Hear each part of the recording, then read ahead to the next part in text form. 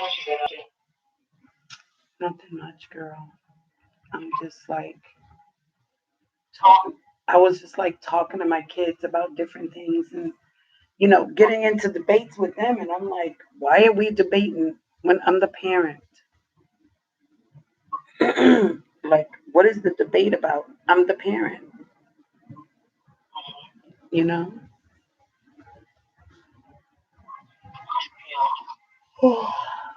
Girl, I remember when I was in Alabama, just before we left, I already told you about this, that this guy that he looked like Osama bin Laden. Wait a minute. What about Bin Laden? Remember when I told you the story? I told you this about two, three times at least, that this guy that was in Walmart, he looked like Osama bin Laden. Huh? You remember when I told you that? What about him? I'm asking you, do you remember when I told you about that? No, not really. You're going to have to refresh. So, oh, goodness gracious. So, with all of this said, and um, like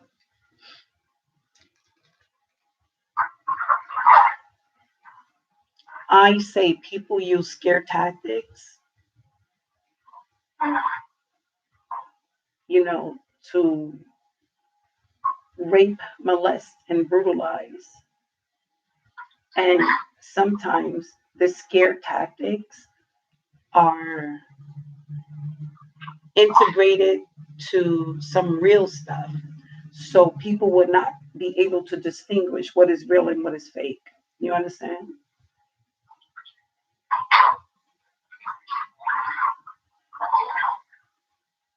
Hmm?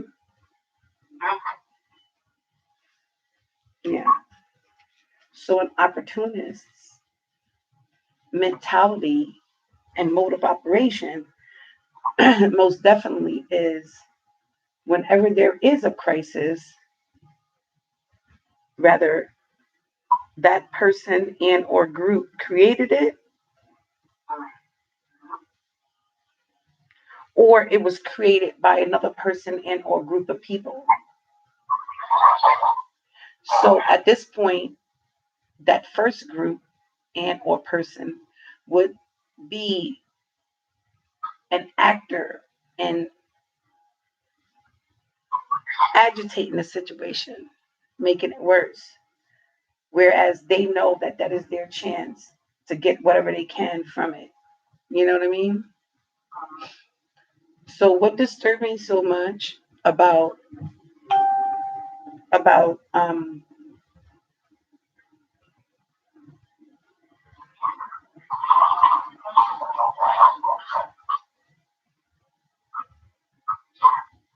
people who so-called claim, like this, they want to only claim that they were involved through the victory part, but they don't want to claim the part that they was involved with, even when it's the bad part. You see what I'm saying? They'll just say, "Oh yeah, yeah, yeah, it was me. I did it, and it was great." But then the other side, like for me, for example, and I'm much more mature, is the reason why it happens this way because I'm mature.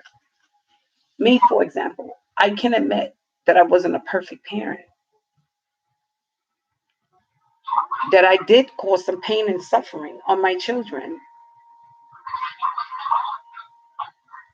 You see, when are my kids now going to talk about the pain and suffering that other people cause on them? They can't keep that a secret. Are you kidding me? You're going to wait until one of those people who got money for 5 minutes, because most of these people only have money for 5 minutes. Their money run out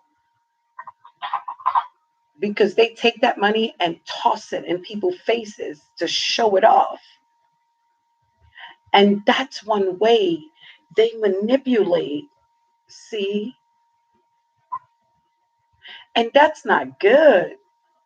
I tell my children, don't do that,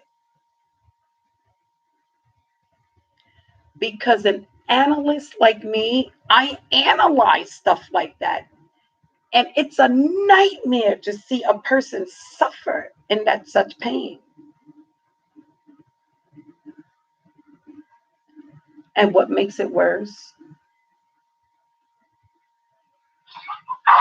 is that so many of these people do that stuff.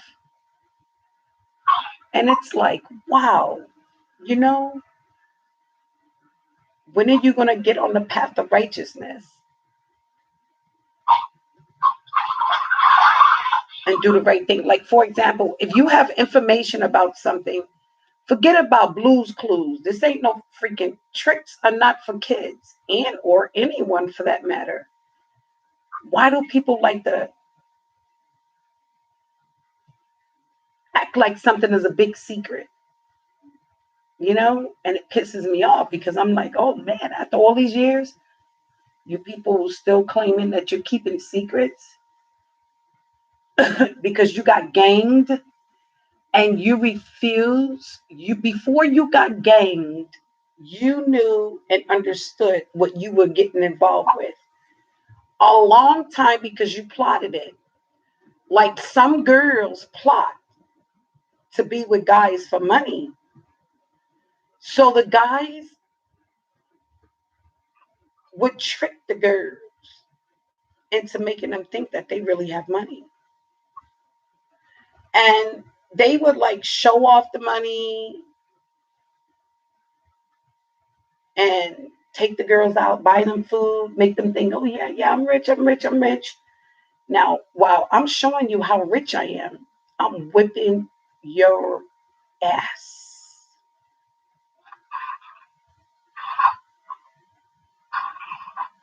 Because I complained that's what my kid's father did too. I told my children, and I basically told the world, because he thought that because you're putting money in my face, that you can treat me any way you want to.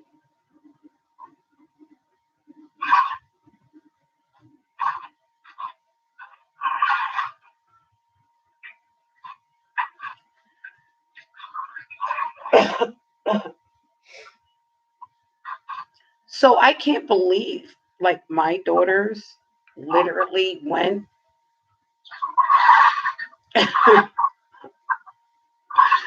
as Muslims. And I told them, I said, why are people discussing with you about your religion? They shouldn't. It's none of their business. It's like them checking the dirt streak in your underwears. That's none of their business. I'm like, that's not an episode for someone to be conversating with you about your religion. Even Malvin Flores, when he got my attention to talk to me, he was like, my mother told me never to argue about religion and politics. I was like, really? Wow, that's interesting. Your mother is a beautiful person.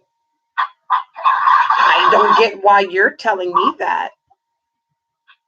And you want me to eat the pork in your house, your apartment, and your sister is telling me that her baby daddy, her kids' father are Muslim and he eats pork. I was like, really?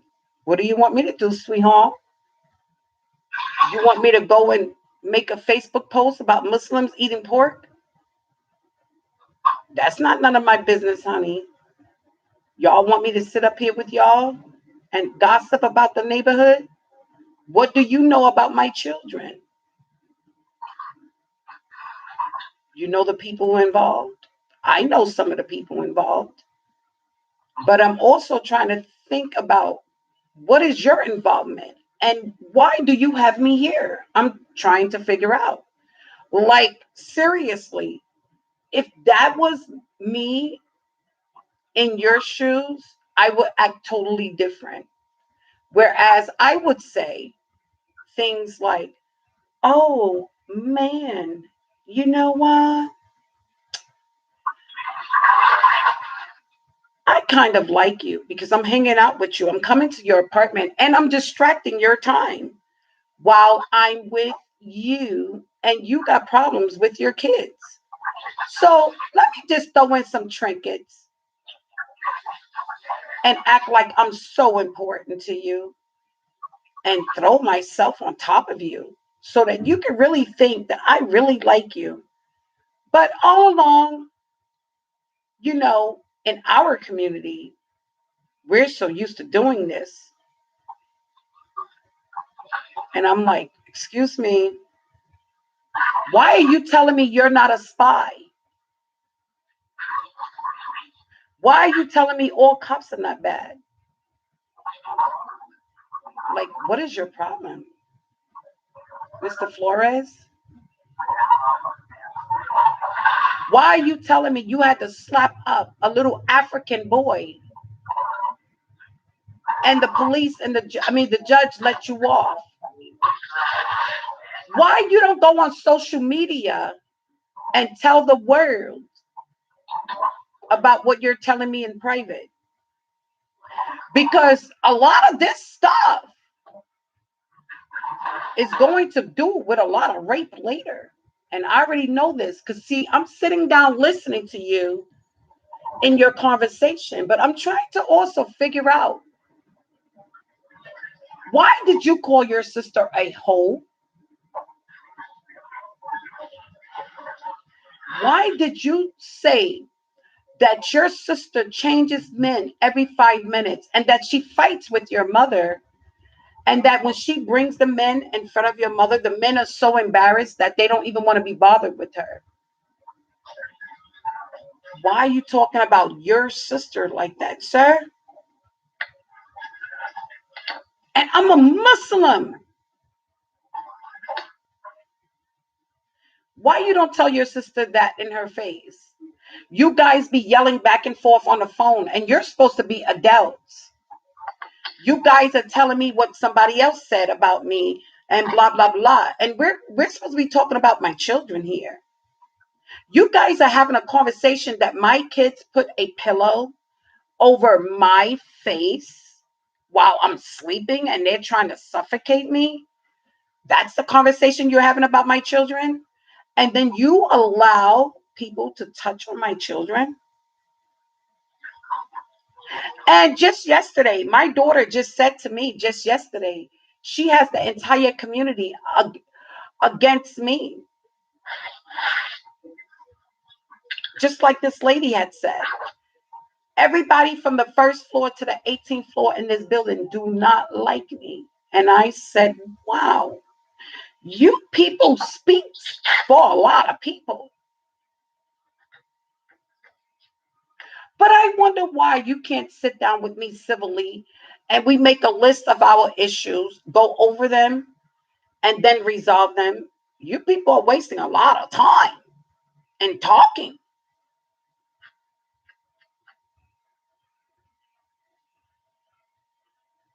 And guess what? We don't even need the cops. We don't need the authorities. But see, the authorities and other people have to get involved because you people are so violent and you wish you can kill me. And I'm like, what makes you think other people don't think about that with you? And what makes you think that I don't think about that like to do to you? But see, I'm so civil and I try to stay that way because I don't want to be getting into fights. And when people are bothering me, see, I don't mind telling people. That's what I asked my daughter the other. I made a video about my daughter, and I said I can't believe she went on a job and let those people harass her. And she lives right here in this building, and I know the people who run the organization. And all she had to do was go to them and tell them, what was going on. But instead, she ran away and quit her job.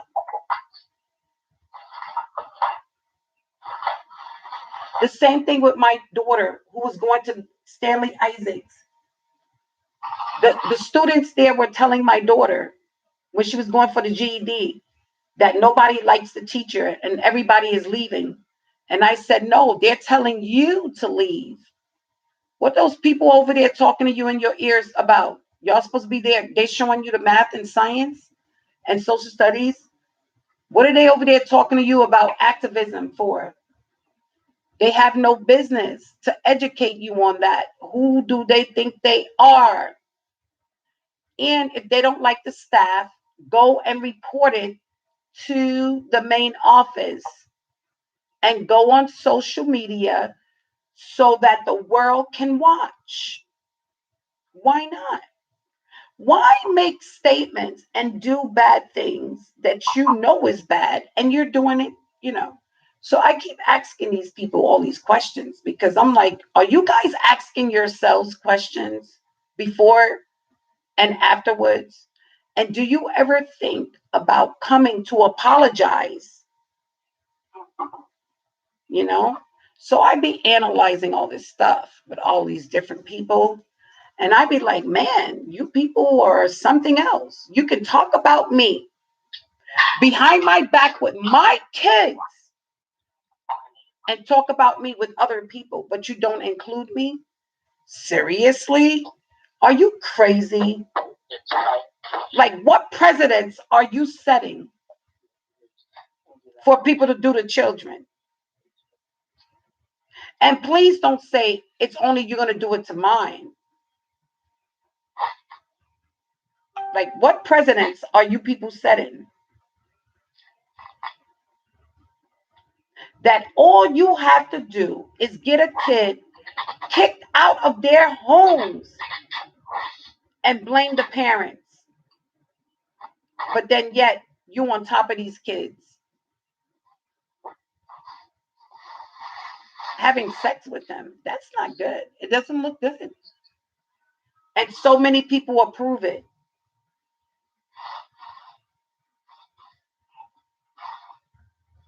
My mother approved of us being with boyfriends like with Charles Mitchell that lived in our apartment at 1694 Madison Avenue, apartment 9F.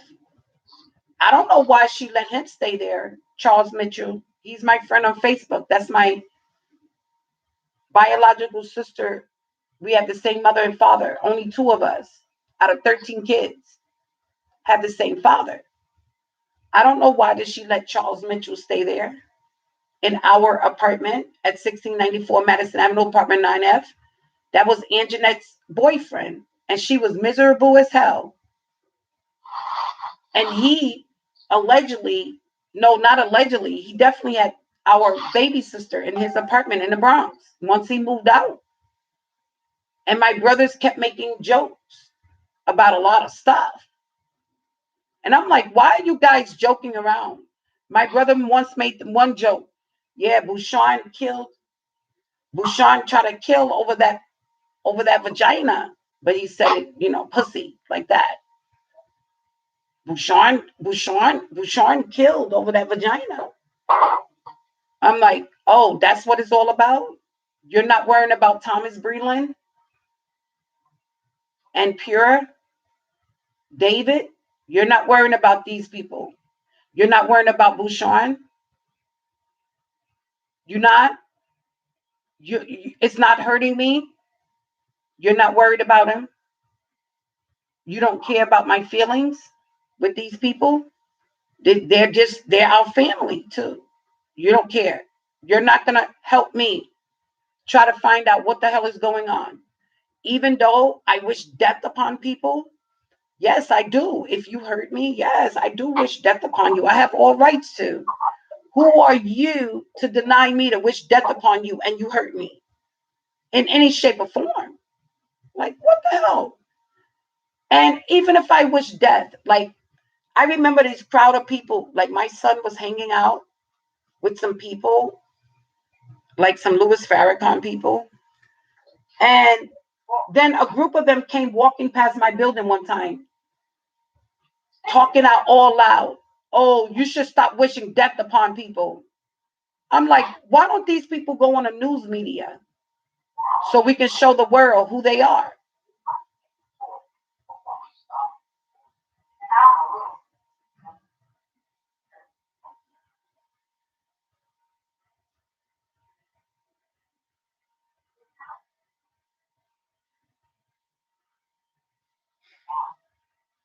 Yeah, who are you talking to? The cats?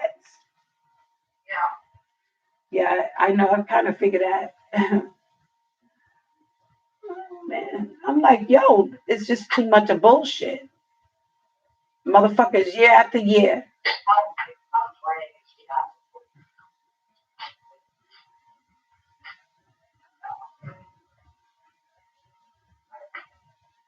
Yeah, okay, girl. Oh man, I'm like, you know what? I'm getting older, and people want to, some people want to play games. Who is this? Oh,